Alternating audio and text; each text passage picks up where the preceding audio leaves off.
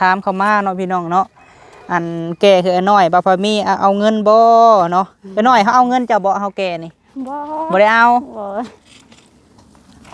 บ่ได้เอาเด้อพี่น้องเด้อเนาะแก่ให้ซื่อๆขอแต่เพิ่นเลี้ยงลูกเพิ่นกุ้มนั่นแหละเพราะว่าแม่ตู้ผู้เพิ่นซื้อรถให้เนาะเพิ่นก็ใจบุญเอ้ยเพิ่นก็เฮาก็เป็นลูกหลานของเพิ่นในเพิ่นก็มอบหมายว่าให้แก่ให้ผู้นั้นผู้นี้ก็แก่ให้ขอแต่อันเฮ็ดหนะเอ้ย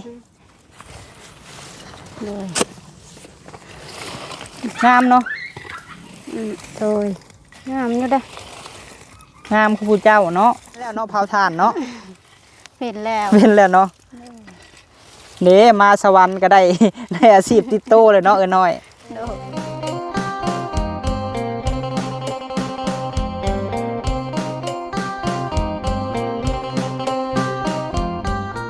โดยกับทักทายสบายดีเบิดสุขุสุคนเด้อพี่น้องเด้อเนาะพบพ่อบ่าวพามีอีกแล้วพี่น้องเอ้ยมาบัดนี้สาวน้อยเพิ่นป้าคุมไม่คุมฟืนพี่น้องเอ้ยกระลุกกุ๊กกัวผู้ทางน้องเหนียวน้อยพี่น้องเอ้ยลงน้องสะบ่น่ะเนาะเป็นปลาแก้วเพิ่นเมื่อเลยเนี่ยเขาไปหาเอื้อยก่อนพี่น้องเอ้ยได้ยินข่าวว่าได้ทานงามได้เพิ่นเนาะเตานี่สบายดีเด้อน้อยเด้อสบายดีโดยป้าน้อยคือสวยแท้มื้อนี้ค่ะนุ่งเสื้อคือผู้สาวนี่พี่น้องเอ้ยกับผู้สาวแล้วนะบ่มีผัวเนาะ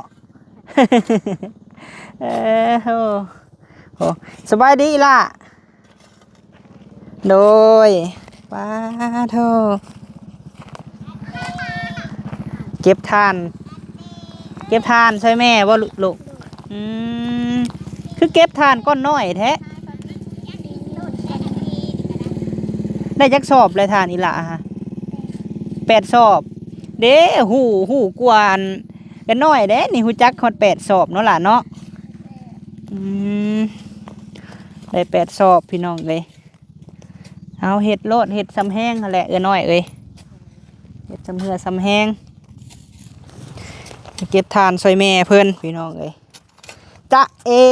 สบายดีก่อนได้ไหมสบายดีก่อนสบายดีว้ามุมแมวแฮะนี่ใช้เข้าไปยังกันฮะห่อนได้ไหล่ะเอ้ยเอามาพี่นับไปหาผู้ไปเก็บทานเด้อเห็ดกลางคืนเนาะเอ้ยเนาะมันจังบ่แดดบ่ฮ้อนพี่น้องเอ้ยสิได้ยังกินแรงมื้อนี้เอ้ยจักมันปลายายแก้วเอาไปเดิมมาเฮ้อปลาบ่โอ้แม่แก้วเอาปลามาฝากจังได้ไฟโซลาร์เซลล์ในตู้เพิ่นซื้อให้หุ่งคักอยู่บ่เอ้ยหุ่งอยู่ลาวสลัดได้พี่น้องเอ้ยญาติเห็ดกลางคืนเด้หาเอาน้องกุ้มแล้วแม่ก็ได้เห็ดเวียกเนาะล่ะเนาะได้ฮะก็ได้8 สอบได้8ให้เตานี่ก็ยังลายเติบอยู่เนาะฉันไม้ทั้งโหมันปล่อยไม้โหมันไม่ใหญ่เนาะเอ้ยเนาะจังได้พอตู้คูณยังบ่มีวิแววบ่สิมาสมอยอยู่โตมีอยู่บ้านก็บ่ได้เห็นเพิ่นเนาะอยู่คนละบ้านอย่าเผาถ่านแล้วบ่พอตู้นี่เนาะคอยพัดอยู่พี่บ้านน้อยบ้านเวียงน้อยพี่คือว่าแล้วคนละบ้านแม่นบ่เอ้ยชุมพลเพิ่นอยู่บ้านจำหาดพูกพอตู้อยู่บ้านจอมหาดน้อยอยู่บ้านเวียง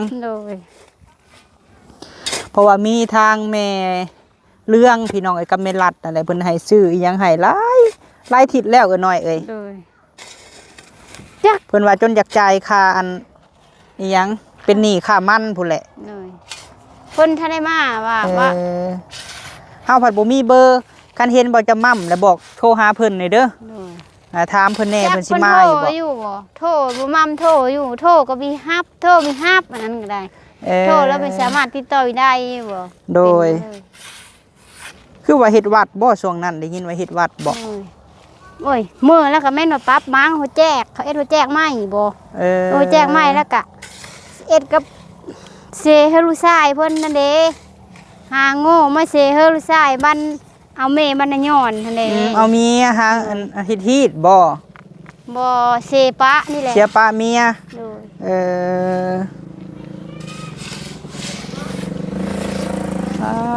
ผู้ โดย ไปเลย เศร้าเด้หาพินพาเนาะกระปอหาไปได้เลย ดีแล้ว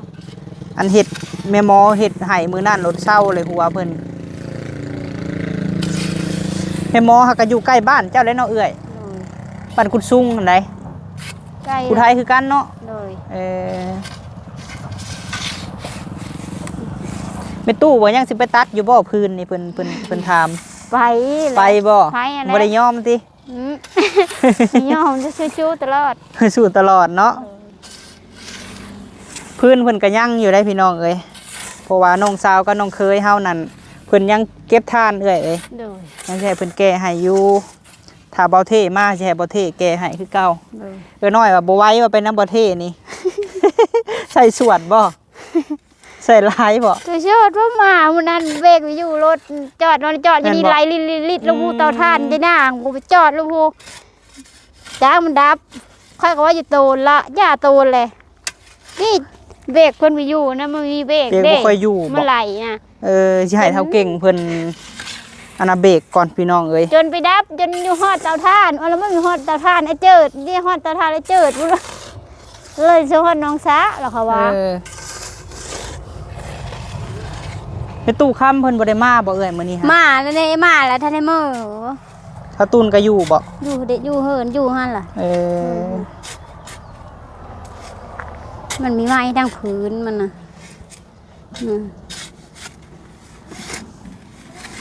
เบิดแล้วเนาะน้ำบ่ได้ไหลลุไหลลวงข้างแล้วบัดนี้เนาะ ว่าอะไร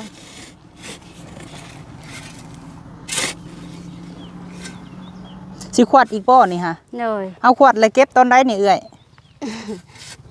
เด็กน้อยนอนกับเก๋ เก็บกลางคืนโอ้ระวังผู้บ่าวลอยหลังเด้อโอ้ผู้บ่าวมาแต่ปากทางผู้ใด คือยากมากยานไปเลย บ่ย่านบ่ทีแรกคนสลัดเนาะเฮ็ดกลางคืนทางเว้นมันเพิ่นฮ้อนเนาะเอ้ยเนาะ มันหอน น้องกุ้งเฮ็ดซอยแม่บ่อีหล่ะ เฮ็ดแล้วเพิ่นก็เก็บเดี๋ยวเช้าดีกะมาเพิ่นก็เก็บซอย เก็บก็ใบหน้าเด้สอง ไปหน้าก็ซอยบ่อีหล่ะ ซอย บ่าวหยังนี่หาบ่าวหยังมาถ่ายเจ้านี่จื้ออยู่บ่อ้ายชื่อหยังพามีแพงข่อยอยู่บ่คันแพงมากอดเขาดูสิกัน รวมกอดกะ ปิดไว้พี่พี่เตนั่น กอดกันนี่คือน้องสายไหมพี่น้องเอ้ยเนาะไผว่าคือสายไหมงามบ่เจ้าของงามบ่เด้นี่เบิ่งแม่เบิ่งเจ้าของนี่เก่งได้พี่น้องเฮ็ดเวียกซอยแม่ก็เป็นเพิ่นเก่งนึ่งข้าวก็เป็นบ่ลูก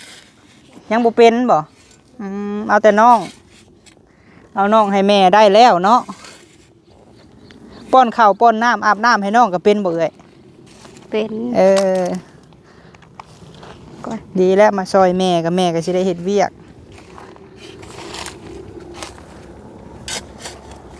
ไผ่นี่ก็เนาะ เป็นว่าซ่าก็บ่ได้พักเด้อพี่น้องเด้อเนาะ เอาอยู่หั่นแหละ เฮ็ดตลอด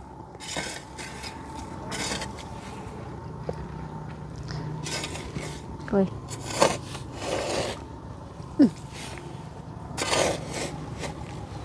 เฮ็ดละตีมื้อล่ะบ่น้อย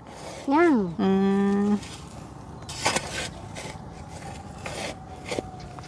อีกมื้อ2มื้อก็คือสิเบิดเนาะทานเจ้านี่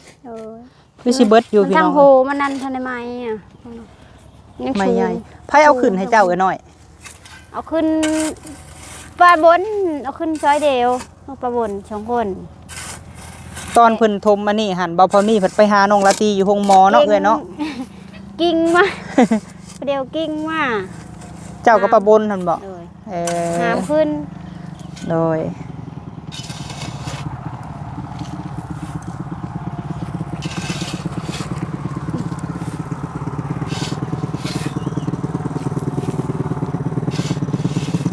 ทมลายก็ล่ะ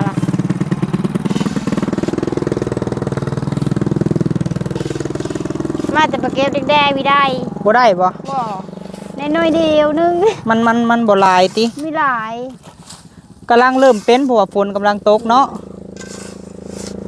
มีได้ หลายไปเลยสะมุดก่อน เป็นกลางคืนแล้วกับ7-8 โมงบ่เอื่อยแต่ละมื้อฮะ โดย พ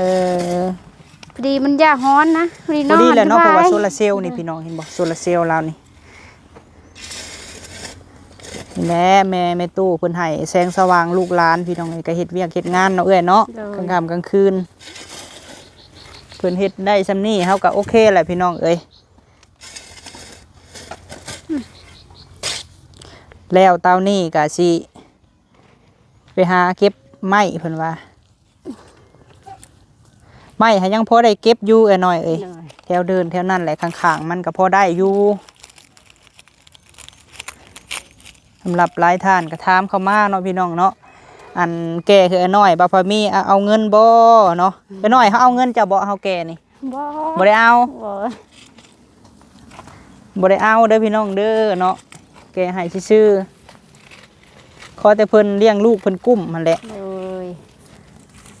เพราะว่าแม่ตู้ผู้เพิ่นซื้อรถให้เนาะเพิ่นก็ใจบุญเอ้ย โดย เพิ่นก็เฮาก็เป็นลูกหลานของเพิ่นเพิ่นก็มอบหมายว่าให้แก้ให้ผู้นั้นผู้นี้ก็แก้ให้ขอแต่อันเฮ็ดหันนะเอ้ย โดย งามเนาะ โดยงามอยู่เด้อง ามคือผู้เจ้าเนาะ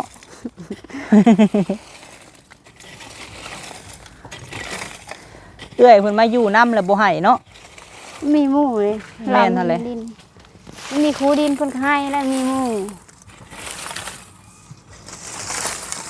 ย่างลบไปลบมานี่แหละบ่ได้ลงน้องบ่เดี๋ยวนี้ บ่ย่า บ่ลงน้องได้ออีหล่าเด้อย่ าแล้ว เห็นบ่ซาว่าเด็กน้อยจมน้ำหลายคนและย่านได้น้ำแห้งหลายซ้ำ อย่าไปแล้วจิล่ะค่ะว่าไปอาบน้ำไปแม่ไปแล้วก็แลย้างไปก่อนแล้วเด็กๆเด็กๆน้องช้าหมู่ ขวดพอดีคำๆจักหน่อยก็เก็บเนาะ มันหมอดไผก็ได้ ในตู้ยังเจ็บหลังบ่คือเห็นนอนอยู่บ่ตุกคำนี่ จ้า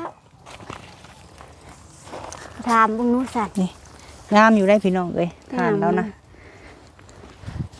จังหน่อยว่าพี่น้องว่างามเลยใช้ปอพะมีดำคือหลืออยู่พุ่นเนาะ ถ้าคือทานงามเนี่ยมันสิก้อนใหญ่เนาะไอ้น้อยเนาะ เลย งามได้เหรอวะบัดนี้หันเป็นแล้วเนาะเผาถ่านเนาะ เห็นแล้ว เป็นแล้วเนาะเด้มาสวรรค์ก็ได้ ได้อาชีพติดโตเลยเนาะไอ้น้อย โด แม่ตู้สิว่าและเมื่อแม่ไอ้น้อยสิว่าและอันไปสวรรค์ได้หยังมาได้อาชีพติดโตคือเฮ็ดทานเนาะ ทาน แต่ก่อนกับเดี๋ยวนี้นี่ต่างกันบ่เอ่ย ชีวิตเจ้า ต่าง ต่างบ่กับแต่ตอนมาแรกๆเนาะ เลย พอพอมีคิดว่าเราสิเฮ็ดบ่ได้ได้พี่น้องเอ้ย ดูเฮ็ดดีได้เพื่อเลี้ยงลูกตา ได้ไปเลี้ยงลูกเนาะ เลยเลี้ยงลูก3 คนแล้ว แม่นนั่นแหละ เพื่อเลี้ยงจอยนี่กระเทาแล้ว ญาติพี่น้องก็เขาครัวเขาเนาะ เลย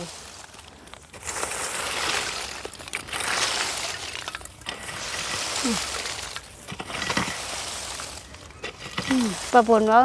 สลัดได้ไหมเฮ็ดเป็นนะเด้เพิ่นว่า แม่น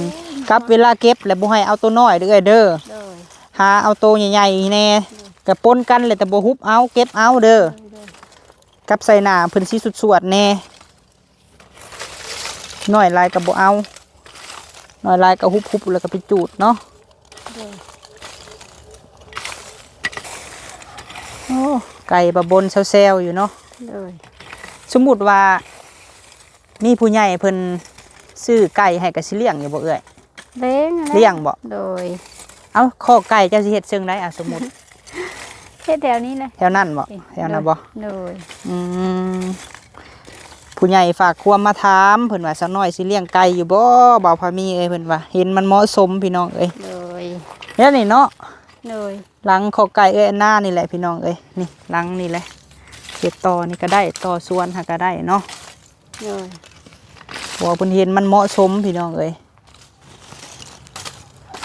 พื้นที่นี่ก็กว้างซำนี้ก็ได้แหละเนาะเอ้ยเนาะคันว่าข้อไก่นี่นะ โดย เพราะว่าผู้ใหญ่เพิ่นว่า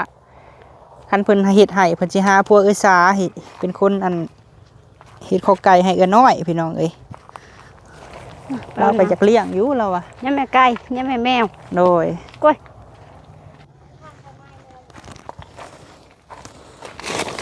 เด้ถาดเราก็งามอยู่ได้ยิบเองบ่เอ้ยงามเนาะเจ้ายิบเย็บเป็นเนาะบัดนี้เนาะโอ้สลัดขึ้นได้หน่อยแจ่มจันทร์แม่ตู้นี่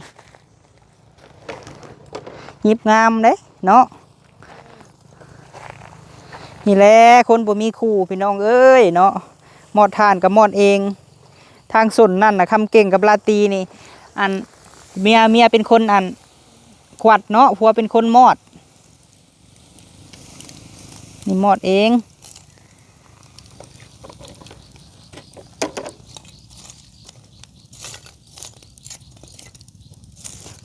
ปลาแก้วเพิ่นได้แนวกินมาฝากบ่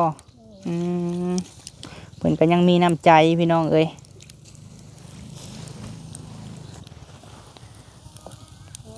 ไอ้สองชอบเพื่อเจ้าของดิน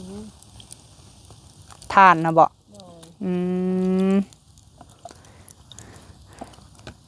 เอาไว้เนาะเพราะว่าเฮาก็ได้2 เต้านี่แหละเนาะเอ้ยเนาะสิเอาไว้2 สอบลาตีก็ใช้เพิ่นเอาไว้คือกัน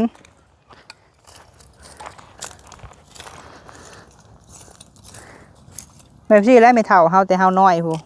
ขวดทีละน้อยเพราะว่ายันบ่แพ้ภัยพี่น้องเอ้ย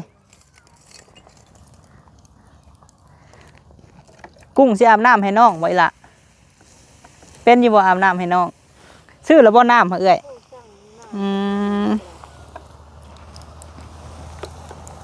มีตู้ก็ดีใจพี่น้องเอ้ยที่ว่าเอื้อยเพิ่นเฮ็ดเลี้ยงลูกเลี้ยงเต้ามาม่ำแล้วอีหล่านี่ให้เบิ่งดูโธ่เบิ่งแน่ข่าวได้เพิ่นบ่ได้ดำใช้เบิ่งดูแทกเบิ่งดูหน้าเจ้ากำนาน้องหาปินมาดูใช้ปินมาปินหาบ่าวพี่โธ่ชมก็อยู่เตาถ่านนี่ลิอันนี้เนาะอีหล่าเนาะนี่คือลูกเจ๊กลูกจีนนี่พี่น้องเอ้ยหน้าตาเพิ่นน่ะโธ่เจนางเมื่อเลยระวังเขาสุดเด้อปะนางเด้อกระเป๋าใหญ่ช่ำเนาะน้องเหนียวถือว่าบ่ใหม่กับส่วนน้อยเนาะเอื้อยเตานี่เนาะส่วนลายกับใหม่เบิดแม่นบ่ ถ้าชอบมุ่งแต่ราคาแต่ยันไม่แต่พื้นใช้น้องร้านไส้ว่ามาแต่บ้านแล้วเพิ่นบ่ได้มาลิ้นน้ำบ่มาอยู่เลยทงอ่ะบ่ท่านละกองทานบ่เพิ่นบ่ท่านละกองทานบ่กองเพิ่นฐานพื้นเพิ่นก็ไม่มีจะเป็นจะได้แค่บ่รอดตัดก็บ่รอดก็ไปเวงเนาะเพิ่นว่าเอ้าคือสิไปเวียงเลยไปเวงแล้วไปสิขายพื้นให้เจ้าบาดนี่นะไปเวียงแล้วติทีแรกหาเพิ่นสั่งน้ำพื้นน้ำบ่รอดบ่เอ้ยสั่งรอดเลยรอดสมรอดย่างก็มีเงินคนเพิ่นว่ามียาและตาไปเวงเลยโยเรายาเฮ็ดทานเราก็ไปเวียงแล้วเนาะไปแถวใดเด้เวียงจันทน์นี่สวนมอนบ่ ไปเฮ็ดเวียกบ่หรือว่าไปแนวใด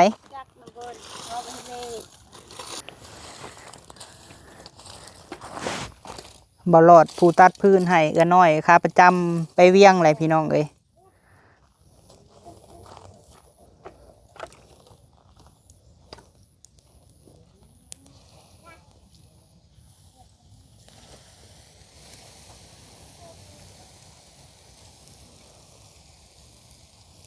อากาศร้อนอันกะเหมาะเนาะอาบน้ำอาบในพี่น้องเอ้ยค่ำแล้วก็เฮ็ดเวียกแล้วก็อาบน้ำเบี้ยวกับเฮาตะกี้เอื้อน้อยเอ้ยเฮ็ดเวียกเลยค่ำๆยังอาบน้ำได้นอนเลยบ่ได้ลุกมาอาบน้ำอีกบ่กลางคืนค่ะแล้วเนาะแท่งหนึ่งเท่าไรซื้อน้ำเลยน้อย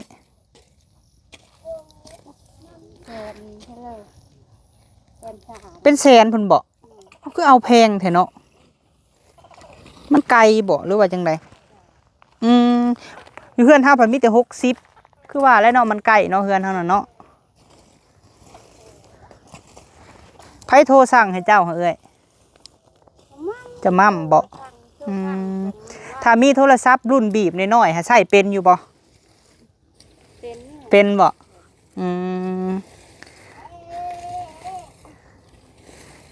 เป็นอยู่ซะเนาะลาวกะ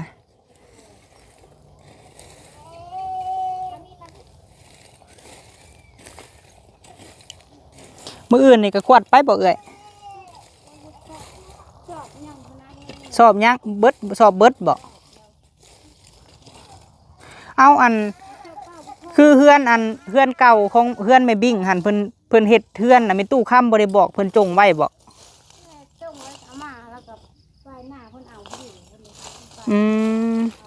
เบิ่งเฮือนเฮามันสิยังจักสอบเพราะว่าน้องเฮามันก็เฮ็ดทานคือกัน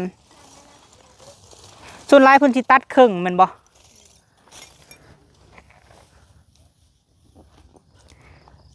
เพราะว่าต้องใส่สอบปูนได้พี่น้องเอ้ยบ่ได้ตัดเลยแล้วว่าปากมันน่ะเอ้ยตัดแล้วมันมีอันนั้นก็ตัดคือว่าก็ไปตัด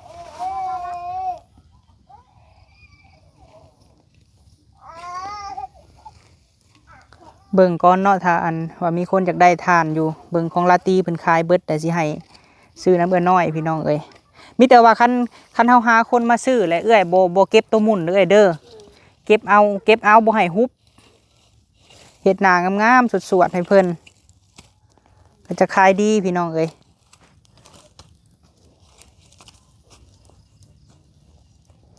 เดี๋ยวเฮาเอาอันนั้นมาให้กันน้อยก่อนเพราะว่ามีตู้เพิ่นให้ซื้อเต้ามาให้พี่น้องเอ้ยตู้วีเพิ่นให้ซื้อเต้ามาให้กันน้อยมื้อนั้นก็ซื้อได้กันน้อยมื้อซื้อรถไถนะ เอามาแต่เซโนหัวแตกพี่น้องเอ้ยท่านมีเตาดังไฟเห็นบ่เอ้ย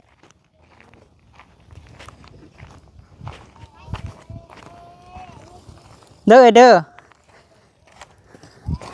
ซื้อเตามาให้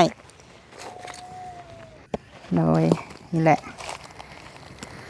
คำแล้วเขาก็สิได้เมื่อก่อนเอ้ยอ่ะเดี๋ยวเขาสิให้เจ้าให้พรเมตู้เด้อเบิ่งอันนี้ซื้อเตามาให้เมตู้กับผู้ที่เพิ่นซอยเห็ดตู้เผ็ดยังเลยน้อยผู้ที่เพิ่นเบิ่งแยงครอบครัวน้อยก็ซ้ำว่าแม่ผู้หนึงแม่เฮานี่แหละกับแม่น้ำกันได้สดซอยดีใจที่ว่าเห็นลูกสาวจากมือที่ว่าออกมาแต่เฮือนแม่น้องทงมาเห็ดทานเห็ดยังก็เลี้ยงลูกเลี้ยงเต้าก็ดีใจที่ว่าลูกผู้นี้เฮ็ดได้แล้วก็เลี้ยงลูกกุ้มแม่ตู้ก็ภูมิใจแล้วก็คอยเบิ่งตลอดจังไดเฮาสิให้เจ้านี่อวยพรให้แม่ตู้เพิ่นบ่ขอหยังขอแต่อยู่ดีมีแห้งเพิ่นว่าโดยไม่ตูจะดินดีไม่แห้งครับเจ็บจะได้คำใครจะมีเป็นผู้ผมใส่ให้ลูกให้หลาน โดยแม่ตู้หยังก็เจ้าบุญทวีตู้บุญทวีโอเคสาเฮ็ดเวียกแล้วเอ้ยโดยเอาพี่น้องให้เพิ่นเฮ็ดเวียกก่อนบ่เอาเด้อเพิ่นว่าคู่ชีวิตกับพี่น้องขอแต่เลี้ยงลูกใหญ่แล้วว่าบ่สนใจน้ำไผดอก บ่ให้มันสอดอกแล้วดีแหละพี่น้องหลายคนก็โอ้ยคันผัวปะเป็นไม่ห้างไม่หมายก็อยากได้คู่พี่น้องมาเห็นน้อยนี่แหละบ่อยากได้แล้วว่าอยากเลี้ยงแต่ลูกให้ลูกใหญ่เนาะไปพี่น้องจังไดก็ขอบบุญขอบคุณแม่ตู้หลายๆเด้อแม่ขอให้อยู่ดีมีแฮงสุขมันร่ำรวยขอให้เป็นห่มโพห่มไส้ให้ลูกให้เต้าตลอดปีตลอดไปเนาะเจ็บน้ำแข็งน้ำขาขอให้ดีให้เศร้าแม่ครอบครัวแม่ขอให้อยู่ดีมีแฮงเบิดสุขุสุคนที่ว่าให้ลูกเป็นสะพานบุญให้เบิ่งแยงแต่ละครอบครัวพี่น้องก็ถือว่ากันเองเนาะกับแม่นี่ผู้นี้ท่านนี้พี่น้องแม่เพิ่นกะไว้วางใจเฮาเป็นสะพานบุญให้หลายเทื่อแล้วพี่น้องทางแม่ตู้ท่านนี้ผู้ที่เพิ่นซื้อที่ให้เบาพามีเฮ็ดเฮือนให้เบาพามีตั้งแต่เริ่มแรกพี่น้องได้ซื้อรถให้น้องลาตีเนาะก็ขอให้แม่อยู่ดีมีแฮงสุขมันร่ำรวย